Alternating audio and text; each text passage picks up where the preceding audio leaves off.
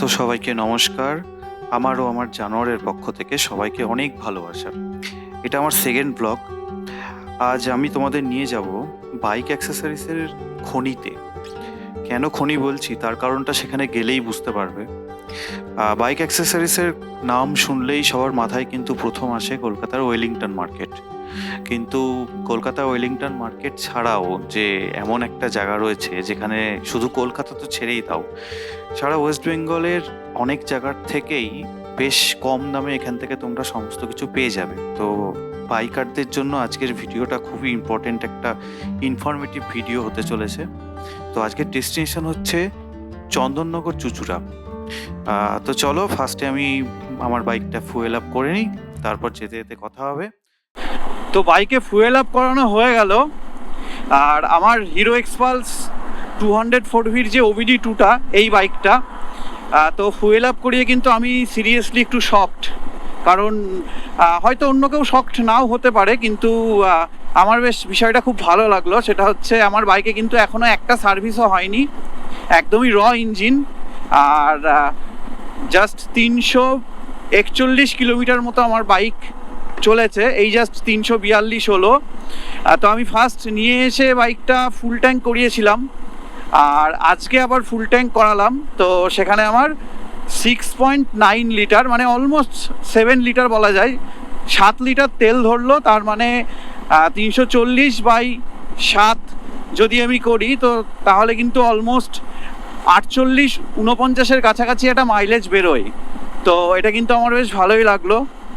যদিও আমি আমার বাইকে এই পিরিয়ডটাতে ওই 60 ম্যাক্সিমাম একদিন 61 উঠে গেছিলো, মানে ওই 58-60 এইরকমই স্পিডে চালাচ্ছি, এর বেশি স্পিড এখনও আমি তুলিনি।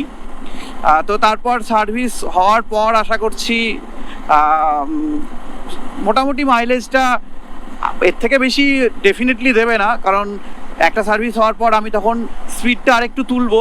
তো হয়তো তখন 80, 70, 80 এরকম স্পিডে ক্রুজ করব। তো তখন দেখবো মাইলেজটা কেমন কি আসে ফার্স্ট সার্ভিসের পরে। আর ফার্স্ট সার্ভিসের আগে 48 করে কিন্তু আমি মাইলেজ পাচ্ছি। তো তারপর ফার্স্ট সার্ভিস হয়ে যাওয়ার পর কেমন কি মাইলেজ আসে সেটাও আমি অবশ্যই শেয়ার করব। সামনে এনএইচে মনে হচ্ছে একটা কিছু অ্যাক্সিডেন্ট হয়েছে। হ্যাঁ, জাস্ট সবে মাত্র একটা অ্যাক্সিডেন্ট হয়ে গেল এনএইচে, খুবই বাজে। দুধের গাড়ি ছিল, তো গাড়িটার চাকা সাডেনলি খুলে গিয়ে অ্যাক্সিডেন্ট হয়ে গেছে। খুবই খারাপ লাগছে জিনিসটা দেখে।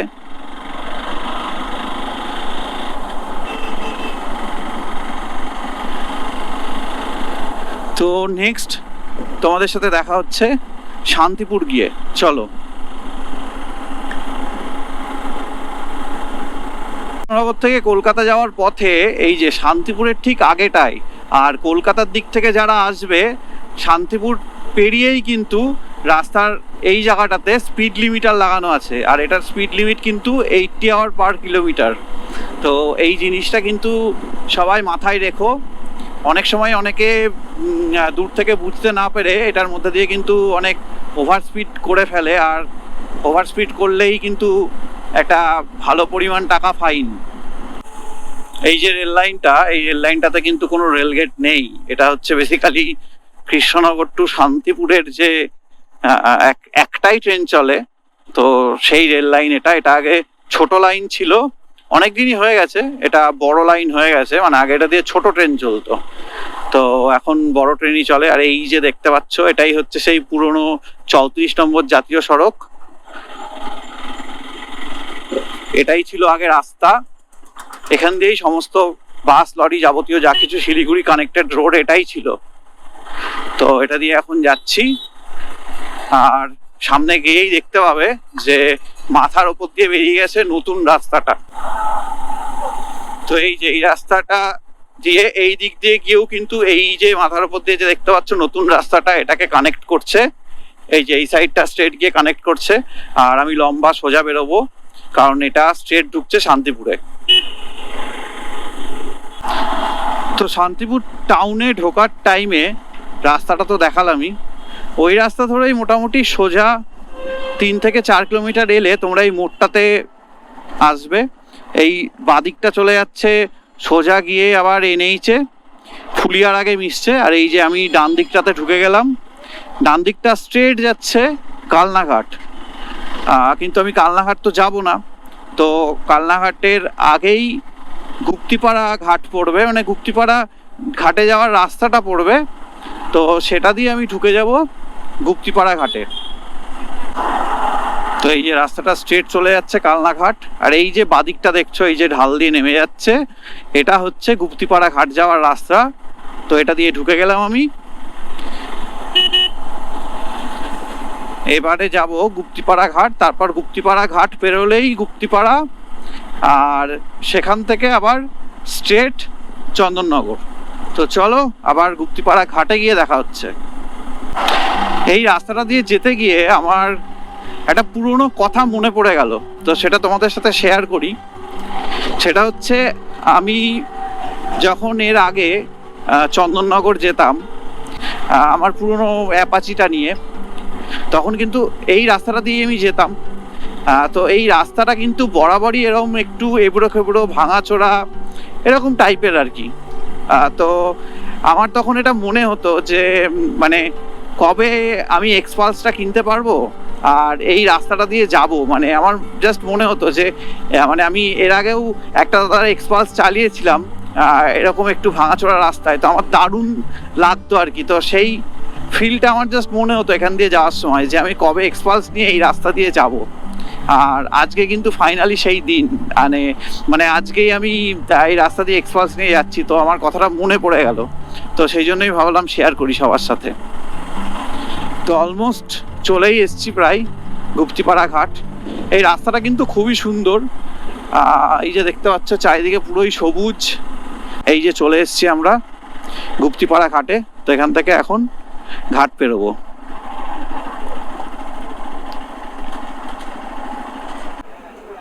তো টিকিট কাটা হয়ে গেছে ঘাটের, কিন্তু লঞ্চ এখন নেই, জাস্ট এলাম আর লঞ্চটা ছেড়ে গেল। তো সেই জন্য একটু ওয়েট করতে হবে, তারপর লঞ্চ এলে তারপর পার হবো এখান থেকে।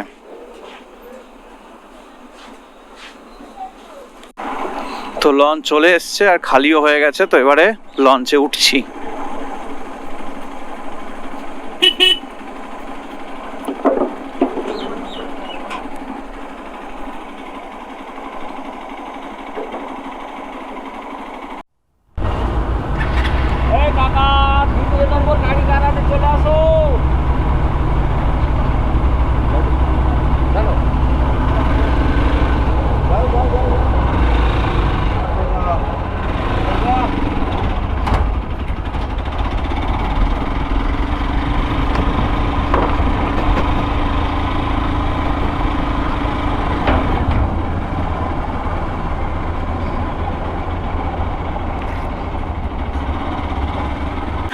তো ঘাট পেরিয়ে গেছি, এবারে গুপ্তিপাড়া থেকে মানে এটা গুপ্তিপাড়ার মধ্যে, তো এটা দিয়ে গিয়ে জিটি রোড ধরবো, তারপর জিটি রোড ধরে স্ট্রেট যাব। এই যে এবারে গুপ্তিপাড়া থেকে বেরিয়ে এই জিটি রোডে উঠছি। এদিকটায় কালনা আর এইদিকে হচ্ছে একদম স্ট্রেট এই রাস্তাটা হাওড়ায় গিয়ে মিশছে।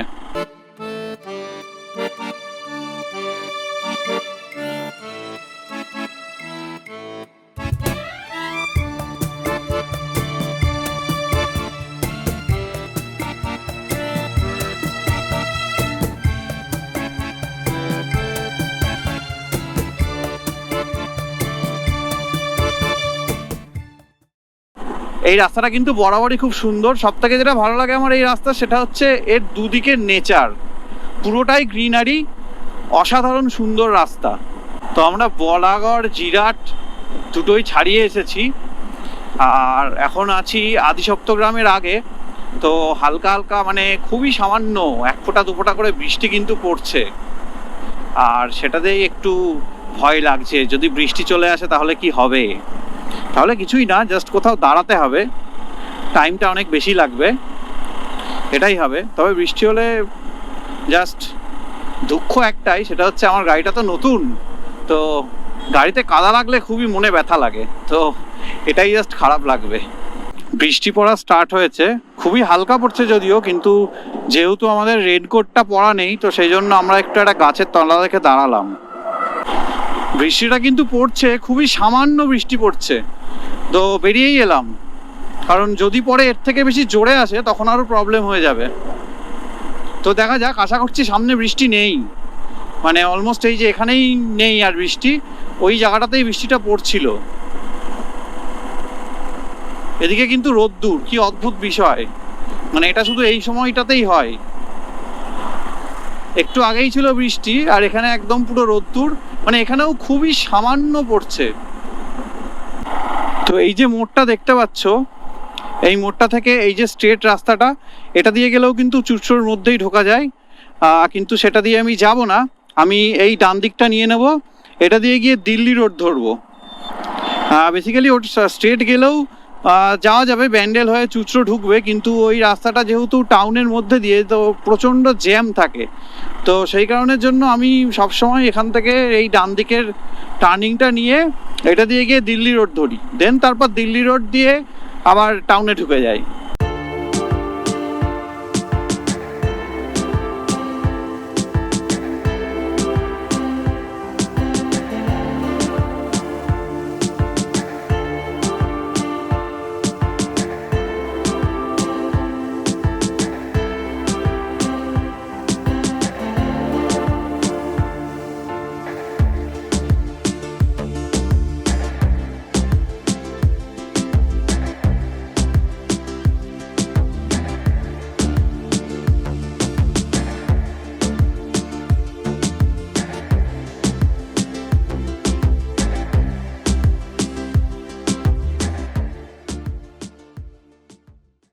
তো আমরা কিন্তু দিল্লি রোড উঠে গেছি, এখন দিল্লি রোড দিয়ে স্ট্রেট যাব হচ্ছে সুগন্ধা মোড়, যেটা এখান থেকে মোটামুটি ওই 11 থেকে 12 কিলোমিটার। তারপর সুগন্ধা মোড় থেকে বাদিক ঢুকে যাব, তাহলেই চুঁচুড়োর মধ্যে ঢুকে যাব। এবার দিল্লি রোডের উপরে একটু দাঁড়াবো কোনো একটা জায়গাতে, কারণ প্রচণ্ড জল তেষ্টা পেয়েছে, তো জল আর দুটো কোল্ড ড্রিঙ্কস কেনা আছে, তো সেটা খাবো, তারপর আবার যাব। দাঁড়িয়েছিলাম দিল্লি রোডে, একটু জল টল খেলাম, তারপর আবার এখান থেকে বেরোচ্ছি।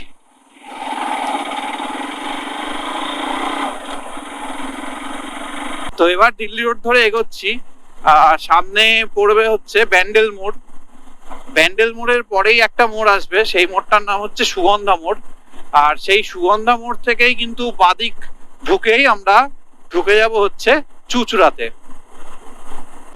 এই যে সামনেই দেখতে পাচ্ছ একটা সিগন্যাল আছে, এই সিগন্যাল থেকেই কিন্তু এই মোড়টা বেসিক্যালি নাম হচ্ছে সুগন্ধা মোড়, আর এটা থেকেই ঢুকে যাব বাদিকে। তো সুগন্ধা মোড় দিয়ে ঢোকার পরে নেমে গেছে প্রচণ্ড পরিমাণ বৃষ্টি, আর এই যে একটা গাছতলাতে এখন দাঁড়িয়েছি, তো বৃষ্টি থামলে তারপর আবার যাব। তো বৃষ্টিটা মোটামুটি বন্ধ হয়েই গেছে, বেশ সুন্দর একটা ঠান্ডা হাওয়া দিচ্ছে এবারে, তার সাথে গরম হাওয়াটাও আছে। তো এবারে আবার বেরিয়ে পড়েছি এখান থেকে, এবার সামনেই আসবে চুঁচুড়া স্টেশন। তো জাস্ট চুঁচুড়ো স্টেশনটা ক্রস করলাম, আর কি অদ্ভুত বিষয় দেখো, স্টেশনের ওই পারটাতে কিন্তু বৃষ্টিটা হলো, মানে বেশ বৃষ্টি হয়েছে ওই পারটাতে, আর এ পাশে রাস্তাটা কিন্তু পুরো শুকনো, মানে রীতিমতো রোদ্দুরও আছে, একটা ফোঁটাও বৃষ্টি পড়েনি এ পাশে, মানে এখনকার বৃষ্টিটা কিন্তু পুরোই অদ্ভুত। তো চলে এসেছি এই যে চুঁচুড়োর আগের এই পাঁচমাথা মোড়টাতে, এই মোড়টার না বেসিক্যালি আমি নামটা ভুলে গেছি। তো এই মোড়টা থেকেই কিন্তু ডান দিক যেতে হবে, আর বাদিক গেলেই পড়বে হচ্ছে ব্যান্ডেল, আর ডান দিকে গেলেই চুঁচুড়ো, তারপর চন্দননগর। তো আমরা যাব হচ্ছে চুঁচুড়ো তালডাঙাতে, সিগন্যাল নেই এই জন্য দাঁড়ালাম।